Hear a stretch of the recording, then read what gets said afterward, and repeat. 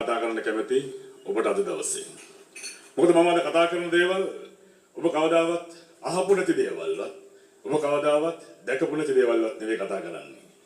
ඔබ දැකපු දේවල්, ඔබ අහපු දේවල්, ඔබ නොදකින්න පැත්තකින් කතා කරන්න කැමති මම අද දවසේ. ඒ වගේම මේ දේශනේ ආරම්භයේදීම මම ඔබට එක පොරොන්දුවක් දෙන්නම්. මේ දේශනේ තනිව ඇහුවොත්, තනිව වින්දොත් අද ජීවිතේ හැරුම් ලක්ෂ්‍ය වනෝමයි. ඒ පොරොන්දුව දීලා මේ දේශනේ මම ආරම්භ කරන්නම්. අද සුදු ඇඳගෙන හරි ලස්සනට මෙතන වාඩි වෙලා ඉන්න ඔයගොල්ලෝ හැමෝටම මේ ජීවිතේ ආරම්භ වුණ එක තැනක් තියෙනවා පුතේ. මේ ජීවිතේ දුන්න එක අයෙක් ඉන්නවා. ඒ තමයි ආදරණීය අම්මා. අම්මා තමයි අපිට මේ ජීවිතේ දුන්නේ. අද ඔය අද්දකේ තියෙන ඔය ඇඟිලි 10න් එක පුරුකක් නැති වුණොත් ඒ පුරුක ගන්න රුපියල් 1000ක්, රුපියල් 2000ක්, රුපියල් ලක්ෂයක්, රුපියල් කෝටියක් ගියත් ගන්න බෑ පුතේ. එහෙනම් අම්මා මට මුළු ජීවිතේම දීලා තියෙන මේ වෙනකොට. අද මගේ යාළුවා දානවා වගේ ලස්සන සබත් දෙකක් කරන් දෙන්න මගේ අම්මට සල්ලි නැතුව ඇති.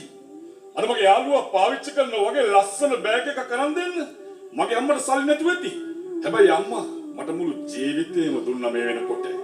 මෞසෙනහස ගැන ගොඩාක් උපමා ඔයගොල්ලෝ අහලා තියෙන්නේ. මමත් එක උපමාවක් කියන්නම් මෞසෙනහස ගැන.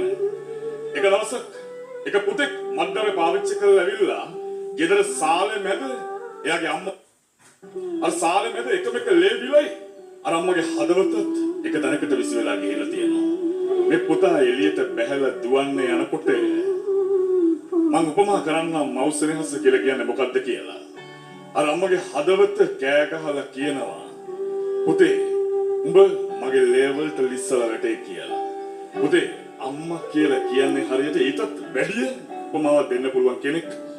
අද ලස්සනට මෙතන වාඩි වෙලා ඉන්න ඕගොල්ලන්ගේ ජීවිතේ හිමිකාරිය තමයි අය.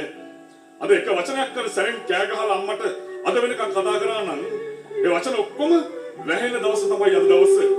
මොකද මගේ අම්මා දුක් විඳලා ඇති මං වෙනුවෙන් 100,000 වාරයක් මම දන්නේවත් නැතුව ඇති මේ දේවල් ගැන. දන්නේවත් නැතුව ඇති.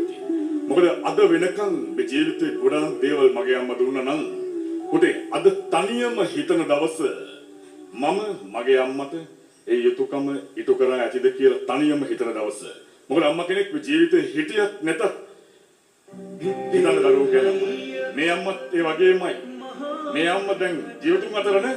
නමුත් ඒ අම්මගේ ආත්මය ඇවිල්ලා කියනවා මගේ පුතා බඩගින්නේ ඉන්න කියලා. පුතේ ජීවිතුන් අතර නැති අම්මත් ඔයන්ගේ දරුවගේ බඩගින්න ගැන නම් පුතේ ජීවත් වෙලා ඉන්න